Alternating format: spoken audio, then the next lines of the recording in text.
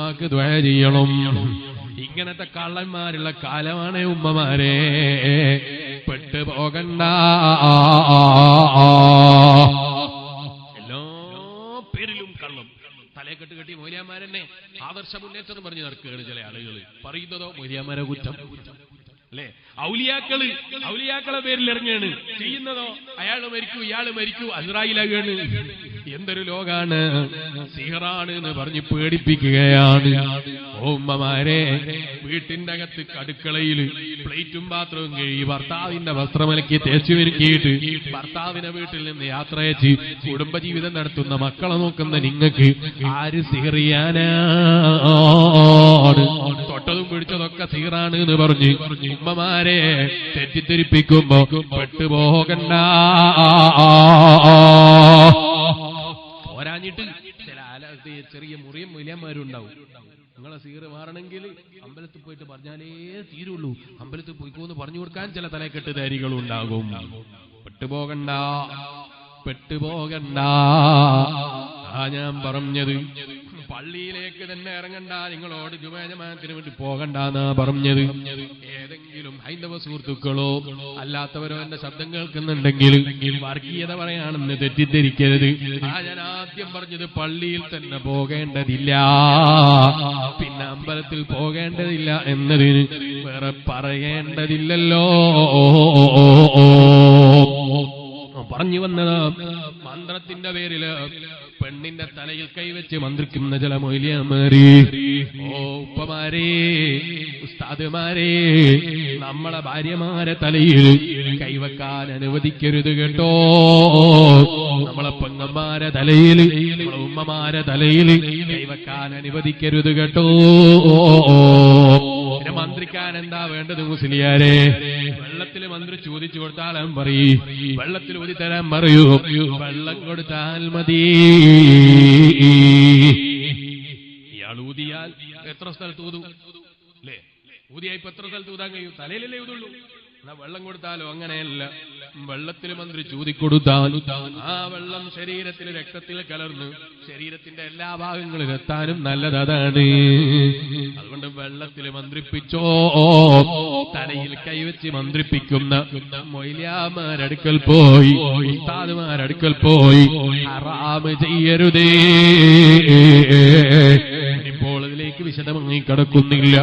മുസ്ലിയാക്കന്മാരെ പേരിലും വലിയന്റെ പേരിലും അല്ലാത്ത പേരിലും ലജ്ജയില്ലാത്തവരിറങ്ങി വന്ന കാലമാണ്. പെട്ടുപോകരുതേ ഉമ്മമാരെ, പെട്ടുപോകരുതേ ഉപ്പമാരെ. ഹബീബായ നബി മുഹമ്മദ് റസൂലുള്ളാഹി സ്വല്ലല്ലാഹു അലൈഹി വസല്ലം തങ്ങൾ പറഞ്ഞപ്പോ സഹാബത്ത് വിളിച്ചു പറയാണ്, യാ റസൂലല്ലാഹ്, സ്വർഗ്ഗല്ലേ തരാൻ പോകുന്ന നബിയെ? ഹയാ വേണമെന്നല്ലേ നബിയെ പറഞ്ഞത്? കുല്ലുനാ നസ്തഹീ മിനല്ലാഹി തആല. സ്വർഗ്ഗം തരി നബിയെ, ഞങ്ങളൊക്കെ ഹയാ ഉള്ളവരാണ്, ഞങ്ങളെല്ലാവരും ഹയാ ഉള്ളവരാ നബിയെ. അപ്പോഴല്ലേ നബി തങ്ങളെ മറുപടി, ലൈസ ദാലിക ബിൽ ഹയാ, നിങ്ങളെ പറഞ്ഞ ഹയാ അല്ല, വലാകിന്നൽ ഹയാ മിനല്ലാഹി തആല. റബ്ബിന്റെ മുന്നിലുള്ള ഹയാ എന്ന് പറയുന്നത്, അള്ളാന്റെ മുന്നിലുള്ള ഹയാ എന്ന് പറയുന്നത് നബി തങ്ങൾ വിശദീകരിച്ചു കൊടുക്കുകയാണ്. അൻ തഹ്ഫള അർറഅസ വമാ വഅ. അന്യപുരുഷനായ മുസ്ലിയാര് തൊടാത്ത തല വേണമെന്നാണ്. അന്യ മുസ്ലിയാര് തൊടാത്ത തല വേണമെന്നാണ്. അന്യപുരുഷനായ ഒരു മനുഷ്യനെ നോക്കാത്ത കണ്ണ് വേണമെന്നാണ്. അന്യന്റെ ശബ്ദം കേട്ട് ആസ്വദിക്കാത്ത കാത് വേണമെന്നാണ്.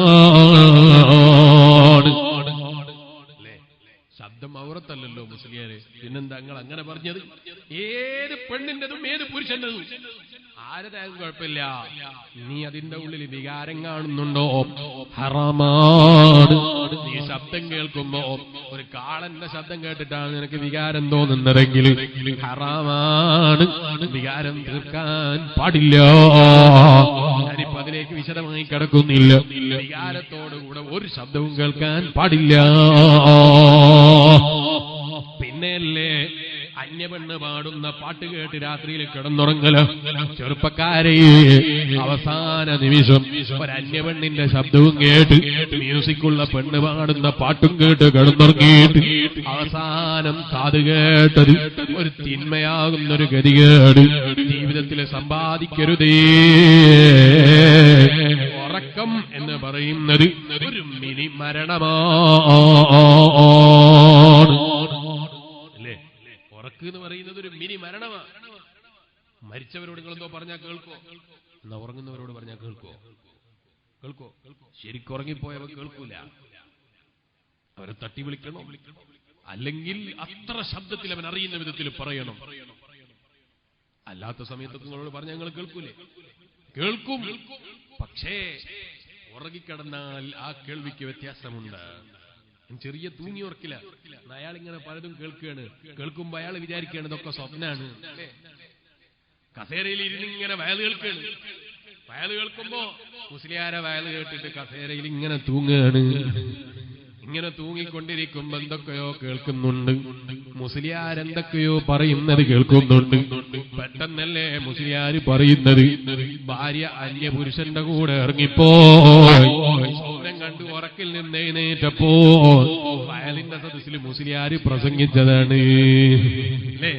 മുസ്ലിയാര് പ്രസംഗിക്കുന്ന കേട്ടപ്പോ കസേരയിൽ ഇങ്ങനെ ഓർക്കുമ്പോ എന്തൊക്കെയോ കേൾക്കുന്നുണ്ടെന്നല്ലാതെ വയലിന്റെ സദസ്സിലാണെന്ന ബോധമില്ല.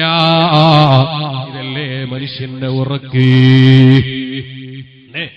തൃശ്ശൂര് ജില്ലയിൽ മുസ്ലിയാര് പ്രസംഗിക്കുമ്പോ, അല്ലെങ്കിൽ എന്നെ പോലെയുള്ള മുത്താലിമ് പ്രസംഗിക്കുമ്പോ നല്ല കസേരയിൽ വയല് കേൾക്കാനിരുന്നതാണ്. വയല് കേട്ടറിയാതെ ഉറങ്ങിപ്പോയി. ടിക്കറ്റ് ഇല്ലാതെ തൃശ്ശൂരില് അതേ പാരഡൈസ് ഓഡിറ്റോറിയത്തിലിരിക്കുമ്പോ ദുബായ് കണ്ടുപോയി, മസ്കത്തിലെത്തിപ്പോയി, സൗദി അറേബ്യ കണ്ടുപോയി, പലതും കണ്ടുപോയി. പോരാ, ദുബായിൽ ഇതുവരെ ജോലിയില്ലാതെ വിഷമിച്ച് നാട്ടിലേക്ക് വന്നതാണ്.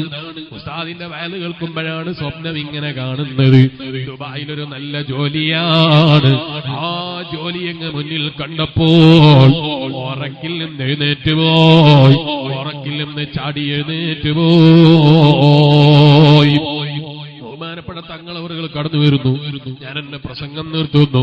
റബ്ബ് സുബ്ഹാനഹു വ തആല നമ്മുടെ മജ്ലിസ് ദുആക്ക് ഇജാബത്തുള്ള മജ്ലിസായി റബ്ബ് നമ്മിൽ നിന്ന് കബൂൽ ചെയ്യട്ടെ. ഉറക്കിൽ ഇങ്ങനെ കാണുകയാണ്, ദുബായിൽ നല്ലൊരു ജോലി കിട്ടി. ആ സന്തോഷത്തിലിരിക്കുമ്പോഴല്ലേ മുസ്ലിയാര് പ്രസംഗപീഠത്തിന് രണ്ടടി ഉറങ്ങുന്നവരെ വിളിക്കടോ. അടുത്തിരിക്കുന്നവൻ തട്ടി വിളിച്ചു നോക്കുമ്പോ മുസ്ലിയാരെ വയലിന്റെ സദസ്സിലാണ്. ഇതല്ലേ നമ്മളെ ഉറക്കി. ഉറങ്ങിപ്പോയപ്പോ ദുബായിലെത്തി, നല്ല ജോലി കിട്ടി, എന്തൊക്കെ സൗകര്യങ്ങൾ കിട്ടി, ഒക്കെയും കിട്ടിയിട്ട് എഴുന്നേറ്റ് പോയി. അല്ലേ? നമ്മൾ ഒരിക്കലും പ്രതീക്ഷിക്കാത്തതൊക്കെ കിട്ടുന്ന ഉറക്കി, നമ്മൾ കാണണ്ടെന്നൊക്കെ വിചാരിച്ച സംഗതി, നമ്മൾ ഒരിക്കലും ആഗ്രഹിക്കാത്തൊരു സംഗതി. ഒരാന, ആ ആന നമ്മുടെ പിന്നാലോടെയാണ് ആക്രമിക്കാന്. എത്ര വെറുപ്പിലാണ് ആന പിന്നാലെ വരുന്നത്. ഇന്നലെ വരെ സ്കൂളിൽ ഓട്ടമത്സരത്തിന് പോയിട്ട് ഫസ്റ്റ് കിട്ടിയ അഭിമാനത്തിലാണ്. ആന പിന്നാലോടിയപ്പോ ഓടിയിട്ടെത്തുന്നില്ല. ഇന്നലെ വരെ മരത്തിന്റെ മേലെ എത്ര സ്പീഡിലും ഓടിക്കയറിയവനാണ്. ആന വന്ന് നോക്കുമ്പോ മരത്തിൽ കയറാൻ കഴിയുന്നില്ല, ഓടാൻ കഴിയുന്നില്ല.